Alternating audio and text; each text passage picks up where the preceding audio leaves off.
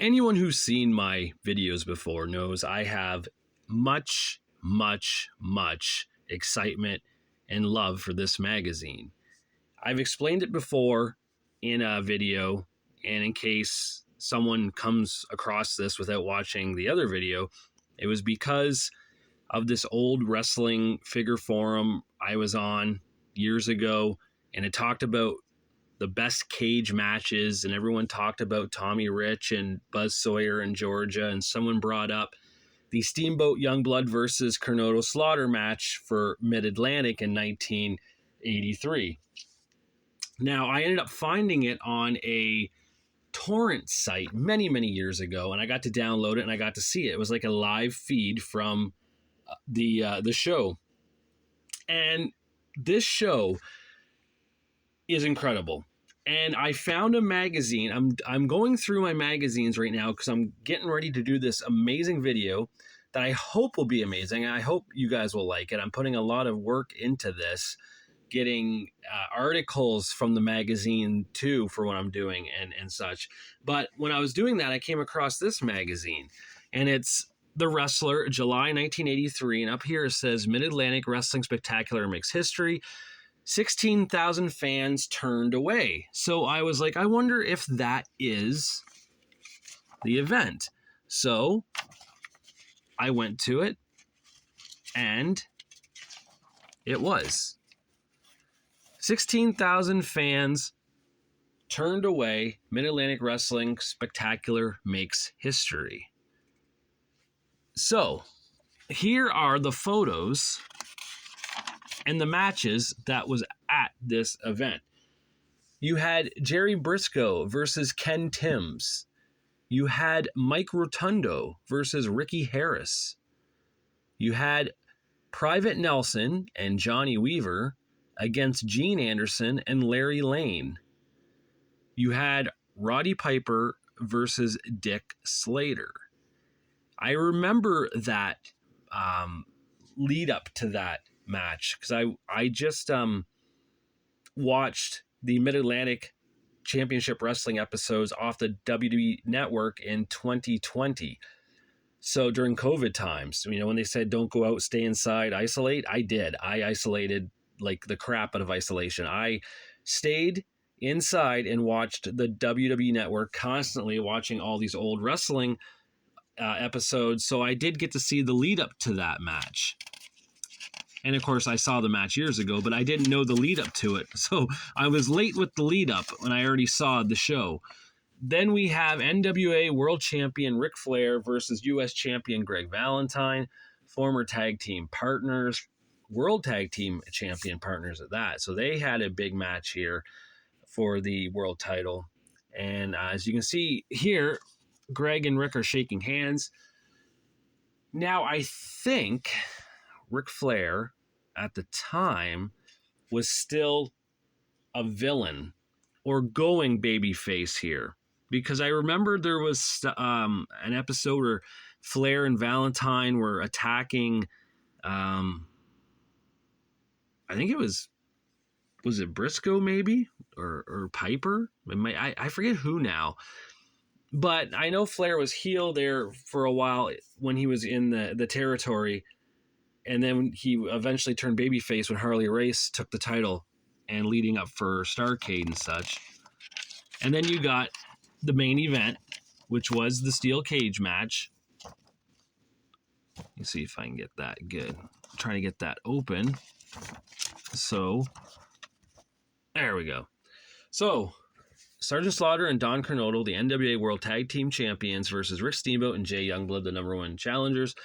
Look at the blood down here on Cornado's face. He was a bloody mess. This match was incredible. And I always loved the cage matches in the NWA because they always still played by the rules. Look, Sergeant Slaughter here outside of the ropes with his hand out, looking to make the tag. I know in the WWF, their tag matches were usually all four men in the ring at the same time in the cage. Perfect example is a match from Madison Square Garden featuring Bruno Sammartino and Tito Santana versus adorable Adrian Adonis and the Intercontinental Champion Randy Macho Man Savage. This was back in, geez, it may have been summer of '86, I want to say. Maybe fall. 'Cause I know there was a time period there, and I know this is kind of turning a different way here now talking about that, but I remember there was a time period where Savage was feuding with Bruno Sammartino as well for the Intercontinental title before going into his program at Steamboat. But so it had to have been the summer of '86, but that was a crazy cage match. They were like no rules. It was just all four men in the ring at the same time, pure chaos and mayhem. In the NWA, they would have the traditional tags while in the cage. I remember the Rock and Roll Express and the Andersons did that at a Starrcade one year. There's Ricky Morton getting the shit beat out of him, and Robert Gibson standing out there waiting for the tag. It's like, dude, it's a cage match. There's no rules. But apparently in the NWA, they still obeyed the rules with proper in and out tagging, even in a cage. So I was really stoked to find all of the, look at this. Look at the photos here. And again, if you can find this match anywhere on YouTube or through a torrent site, if you can find the show even, definitely get it, check it out. Like I said, it's weird, right? Because I'm not really one for like older wrestling, because my era pretty much is Hulk Hogan winning the championship, and then the rock and wrestling era, the golden era of the 80s with Andre and WrestleMania 3 and up all the way till now. But there's something special about this show, and it was because it really ignited the start to what was going to be Starrcade just a few short months later. Dusty Rhodes heard about this show, from what I understand, and he saw that there was money to be made in Atlanta for the NWA and wrestling. They didn't do big shows like this, like in Florida. Like, I think they had the Battle of the Belts, which were, they were big, but this was almost like a WrestleMania, right? A Starrcade. The extravaganza of this show was so big that it ignited a fire under Dusty's butt. Boom, Starrcade a few short months later. And who's to say, maybe if Starrcade never happened, WrestleMania may have never happened a year and a half later, right? So maybe this is the event that started it. I know it sounds weird to say, because it seemed like things steamrolled after this event. So I'm glad. I didn't even know I had the photos in this. This is the July '83 of The Wrestler with Ric Flair and Bruiser Brody on the cover. And it goes perfect with this right here. You know what?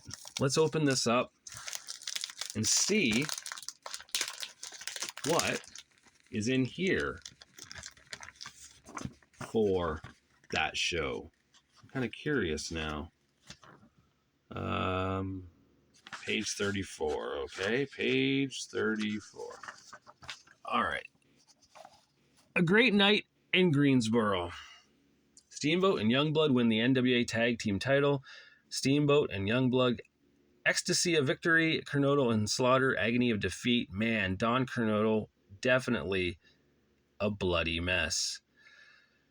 So, let's see, what do we got here? Page 54, they continue.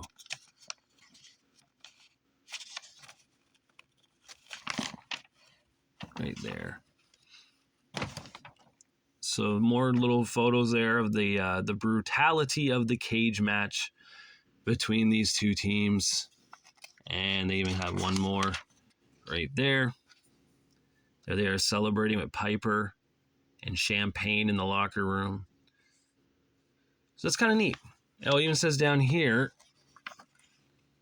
for full coverage of all the matches, pick up the July 1983 issue of our sister publication, The Wrestler, now on sale. And there it is, right there, The Wrestler. See, if I would have opened this and looked at the article, I would have known that already. But it took me tonight doing a little project I'm doing for a future video, which I plan on doing tomorrow. It's going to be a long one. I might have to do it in parts. I don't know. It's going to be on a wrestler. I'll say that much. It's on a wrestler. I don't really want to say who yet.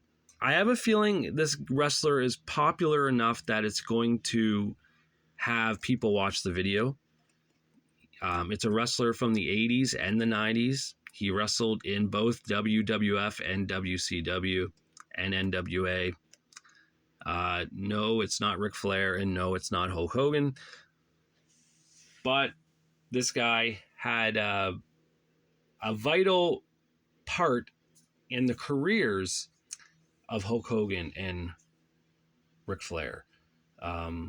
And you'll understand tomorrow when you see who I'm talking about. All right, guys, I just wanted to show this little video tonight, to show this channel isn't dead. I have a lot of new subscribers to the channel lately, and I don't know why or how it's happening, because I haven't done a video in like 2 weeks, but I'm glad that you guys have come aboard and are going to take the ride here and look at some of these cool magazines. Also, Elimination Chamber is tomorrow. That's right, the Elimination Chamber from Toronto, Ontario, Canada. Just 3.5 hours from where I live. No, I am not going to it because I don't really care to do live wrestling anymore. I'm much too older now to really enjoy it, and I don't. Since I work in retail and work around people, the last thing I want to do is be around people on my days off from work. So I will watch it from the comfort of my own home tomorrow. My prediction on things, I think the winner of the women's Elimination Chamber will probably be that's a tough one. I don't think it's going to be Roxanne Perez. I don't think it's going to be Liv Morgan. Alexa Bliss, maybe, because she just came back at the Rumble. I really don't know what they plan on doing for her. But I don't know if it will be her either, because it's going to be, the winner will be challenging Rhea Ripley. And I think they want to keep Bliss on SmackDown. So maybe Bianca Belair? I think is Bailey's now over there. Maybe Bailey will get a shot against Rhea Ripley. That might be something cool. As if Rhea's champion at WrestleMania. She's defending the belt on Monday Night Raw against Io Sky, I believe, this Monday. So that's something. Trish Stratus and Tiffany Stratton are going to win their match. Clearly, that's a no-brainer. The match with Sami Zayn and Kevin Owens, that's one way or the other. I'm not too sure where they're going to go with that. Maybe Randy Orton returns tomorrow to cause Kevin Owens to lose, thus giving Kevin Owens and Randy Orton the big-time match one-on-one at WrestleMania. I don't know. And then, of course, the men's Elimination Chamber. John Cena, Drew McIntyre, CM Punk, Seth Rollins, Damian Priest, and the Maverick Logan Paul. A lot of ways this could go. Maybe Cena, if Cena wins, maybe he wins. He's the big baby face going into WrestleMania to wrestle for the title. Maybe Cena loses tomorrow, and Cena ends up selling his soul to The Rock to get into that main event spot at WrestleMania. Kind of like Austin and McMahon at WrestleMania 17, you know? I don't know. I really don't know. Who I'd like to see win the Elimination Chamber, I'd be happy with Punk.